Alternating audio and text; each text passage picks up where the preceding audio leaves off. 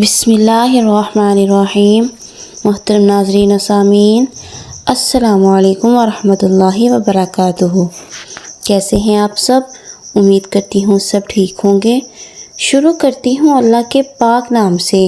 جو بڑا مہربان نہایت رحم کرنے والا ہے، اور درود بھیجتی ہوں حضرت محمد صلی اللہ علیہ وآلہ وسلم پر اور ان کی آل پر۔ باہر کی بلی یعنی وہ بلی جو کہ گلی محلے میں ہوتی ہے، وہ آپ کے گھر میں کیوں آتی ہے؟ وہ آپ کے گھر کا ہی انتخاب کیوں کرتی ہے؟ کیا کبھی آپ نے یہ سوچا ہے کہ کوئی بھی بلی کسی گھر میں بلا وجہ داخل نہیں ہوتی، لیکن کوئی بلی آپ کے گھر میں داخل ہوتی کیوں ہے؟ اس کے پیچھے کی اصل وجہ جانتے ہیں، جو کہ اسلامی تعلیمات کے مطابق ہیں۔ آپ بھی حیران ہو جائیں گے کہ گھر میں داخل ہونے والی بلیوں کی حقیقت جان کر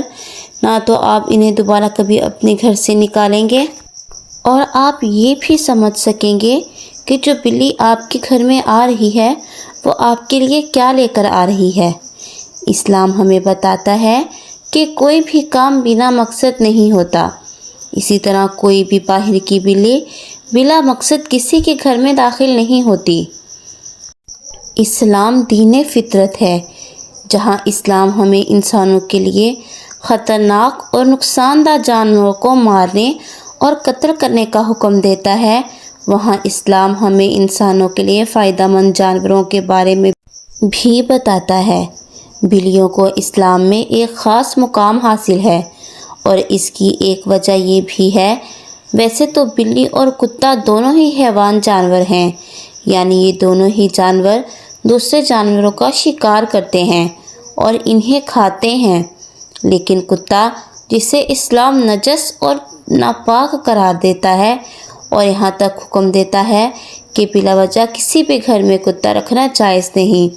اور جس گھر میں بھی بلا مقصد بنا کسی وجہ کے بنا کسی ضرورت کے کتا موجود ہوگا تو اس گھر میں رحمت اور رزق کے فرشتے داخل نہیں ہوں گے۔ اور یہیں اسلام ہمیں بلی کے بارے میں یہ بتاتا ہے کہ بلی تو گھر میں آنے جانے والیاں ہیں۔ اگر آپ یہ سمجھنا چاہتے ہیں کہ نہ صرف اسلام بلکہ دنیا کے جتنے بھی مذاہب ہیں ان میں بلی کا ذکر کیوں ملتا ہے، تو اس کے لیے آپ کو انسان اور بلی کی تاریخ جہاں سے شروع ہوتی ہے وہاں سے بلی کا جائزہ لینا پڑے گا۔ اب تک سائنسدانوں اور تاریخ دانوں کو جو ثبوت ملے ہیں، اس کے مطابق بلی اور انسان کا رشتہ تقریباً 12,000 سال پہلے شروع ہوتا ہے۔ شروع میں انسان غاروں میں رہا کرتے تھے۔ جب انسان شکار کے لیے غار سے باہر نکل کر جاتا تو اپنے چھوٹے نومولود بچوں کو غار میں ہی چھوڑ کر جایا کرتا تھا، جن بچوں کو بعد میں چوہے شدید نقصان پہنچایا کرتے تھے۔ اسی طرح انسان کو شروع میں اپنے مردوں کو دفنانے کا طریقہ تک نہیں پتہ تھا۔ جب کسی انسان کی موت ہو جاتی تو اس کی لاش کو جنگل میں ہی سڑنے کے لیے پھینک دیا جاتا تھا، جس کی وجہ سے دوسرے انسانوں میں بہت سی بیماریاں پھیلا کرتی تھیں۔ لیکن پھر انسان کو ایک ایسی مخلوق نظر آئی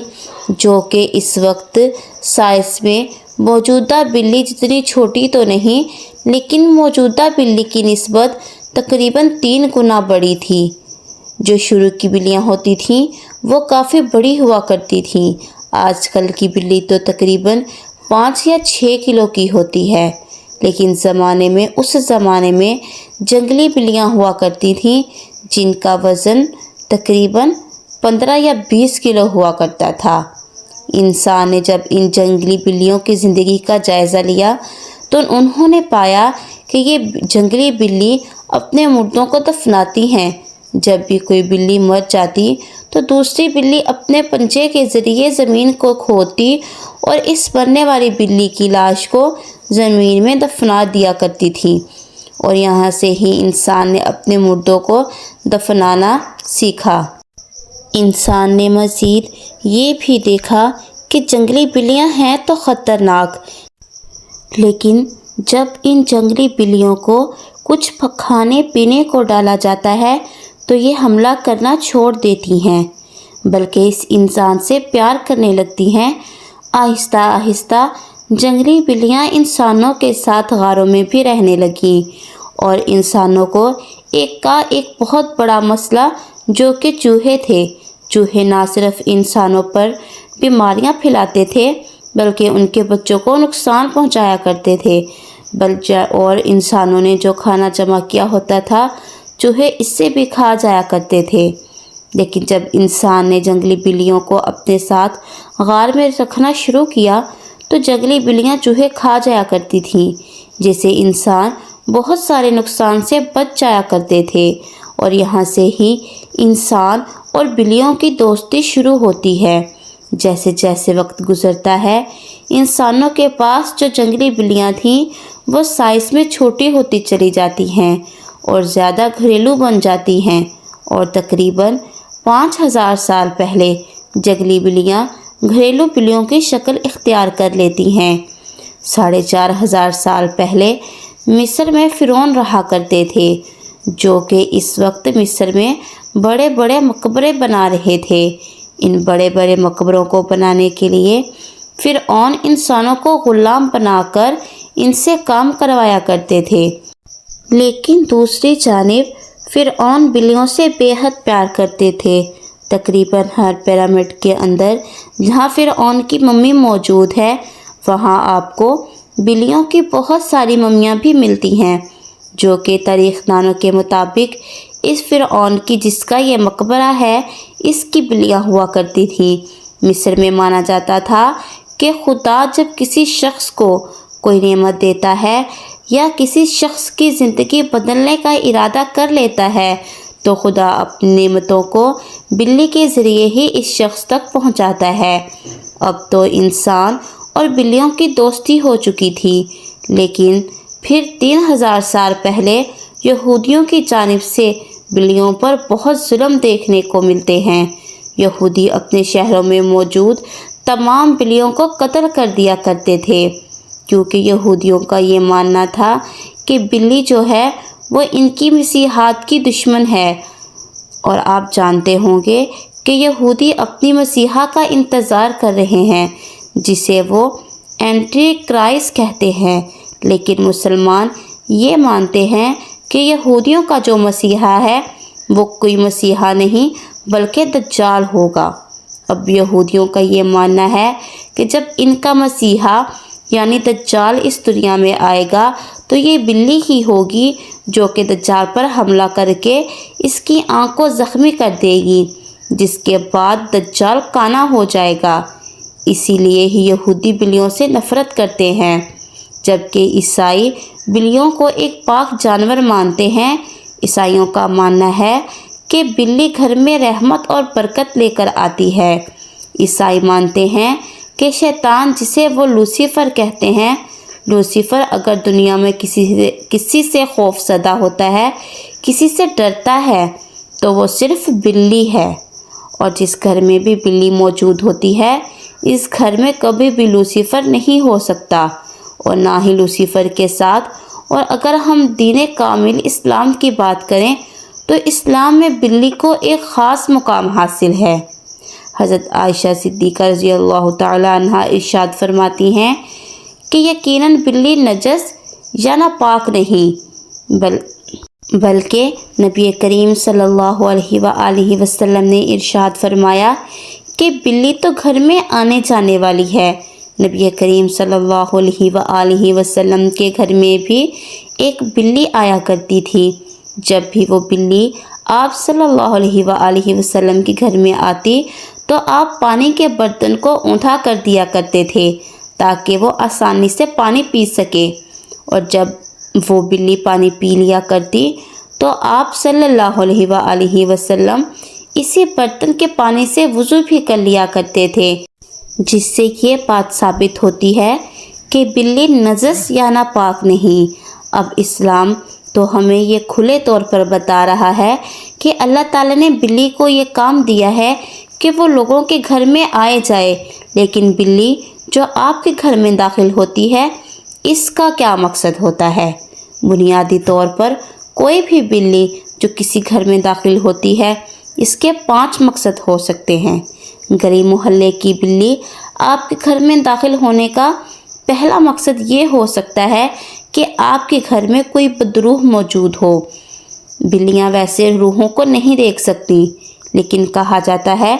کہ جو بدروحیں ہوتی ہیں یعنی ایسی روحیں جو کہ بری ہوتی ہیں اور انسانوں کو نقصان پہنچانے کے لیے ہی اس دنیا میں بھٹک رہی ہوتی ہیں،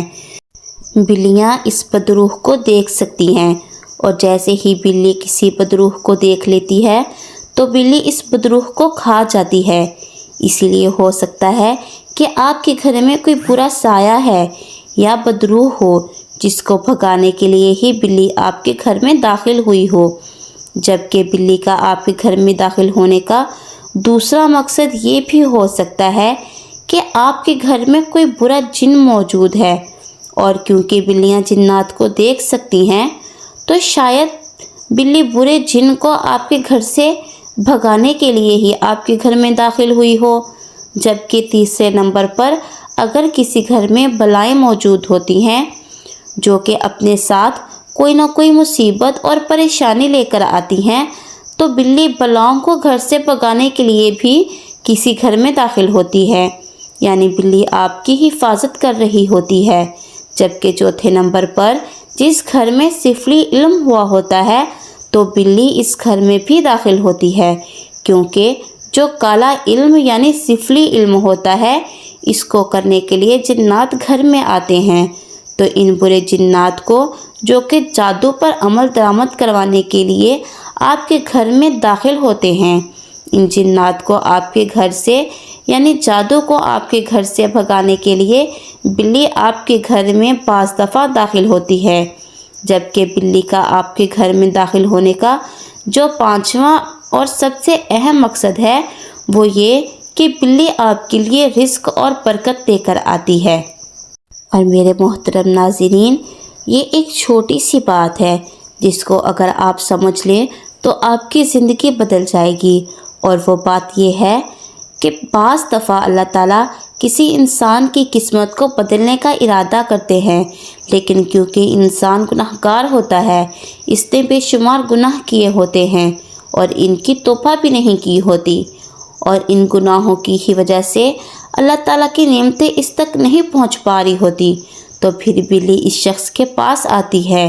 تاکہ وہ شخص بلی کو کچھ کھانے پینے کو دے، بلی کو صدقہ دے یا بلی کو پیار کرے،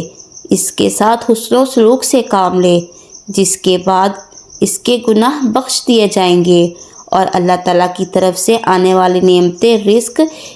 اس تک پہنچ سکے گا اور وہ ان نعمتوں کا حقدار بن جائے گا۔ اسی لیے میرے محترم ناظرین، جو اگلی دفعہ جب بھی کوئی بلی آپ کے گھر میں داخل ہو تو بس 2 چیزیں یاد رکھیں کہ پہلی چیز کہ اسلام ہمیں بتاتا ہے کہ یہ ہمارے گھر میں آنے جانے والی ہیں، اور دوسرے نمبر پر کہ گھر میں داخل ہونے والی بلی آپ کے لیے ضرور فائدہ مند ہے اور آپ کے لیے کوئی نہ کوئی نعمت ضرور لے کر آئے گی۔ میں امید کرتی ہوں کہ میری آج کی ویڈیو آپ کو بہت اچھی لگی ہوگی، اور اگر میری آج کی ویڈیو آپ کو اچھی لگتی ہے تو پلیز میری ویڈیو کو لائک کریں، شیئر کریں اور مجھے کمنٹ باکس میں ضرور بتائیں کہ آپ کو میری ویڈیو کیسی لگی، اور اس ویڈیو کو زیادہ سے زیادہ شیئر کریں تاکہ ہمارے اور بہن بھائی بھی ہماری اس ویڈیو سے کچھ فائدہ اٹھا سکیں۔ ملیں گے نیکسٹ ویڈیو میں، تب تک کے لیے اجازت دیجیے۔ اللہ حافظ۔